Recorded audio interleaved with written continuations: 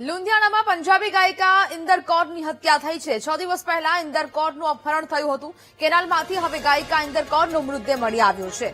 આરોપી સુખવિન્દર સિંહે ગાયિકાને લગ્ન માટે દબાણ કર્યું હતું। ગાયિકા ઇન્દર કૌરે લગ્નનો ઇનકાર કરતા તેની હત્યા કરી દેવામાં આવી છે। હત્યા બાદ આરોપી કેનેડા ફરાર થઈ ગયો હોવાની આશંકા છે। ઇન્દર કૌરના પરિવારે ગાયબ થવા અંગે ફરિયાદ નોંધાવી હતી ને હવે આ સમગ્ર કેસ છે તે મર્ડરમાં પરિવર્તિત થયો છે। પ્રેમ અપહરણ અને હત્યાની આ સમગ્ર ઘટના સામે આવી છે। 6 દિવસ પહેલા 29 વર્ષની ઇન્દર કૌરનું અપહરણ થયું હતું। ઇન્દર કૌર સાથે આરોપી જબરદસ્તી લગ્ન કરવા માંગતો હતો। ગાયિકા ઇન્દર કૌરે લગ્ન માટે ઇનકાર કર્યો હતો। ગાયિકાએ લગ્ન ન કર્યા એટલે હત્યા કરીને મૃતદેહને કેનાલમાં ફેંકી દેવામાં આવ્યો। હત્યા કરવા માટે કેનેડાથી નેપાળના રસ્તે પંજાબ આવ્યો હતો આરોપી।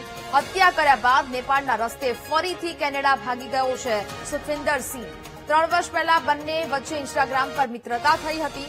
ઇન્દરને ખબર પડી હતી કે આરોપીના પરિણીત અને સંતાનો પણ છે અને હવે આ સમગ્ર ઘટનાને અંજામ આપવામાં આવ્યો છે। કેનાલમાંથી આ યુવતીનો મૃતદેહ છે તે મળી આવ્યો છે।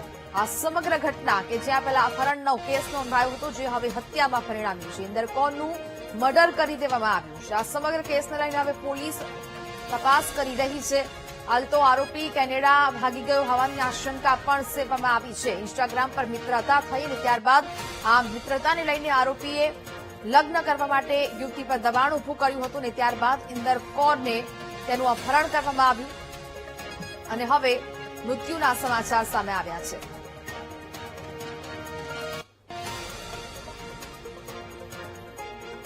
પંજાબી ગાયિકાની હત્યા કરી દેવામાં આવી છે। 3 વર્ષ પહેલા બંને વચ્ચે ઇન્સ્ટાગ્રામ પર મિત્રતા થઈ હતી અને મિત્રતા બાદ આ સમગ્ર ઘટનાને અંજામ આપવામાં આવ્યો છે।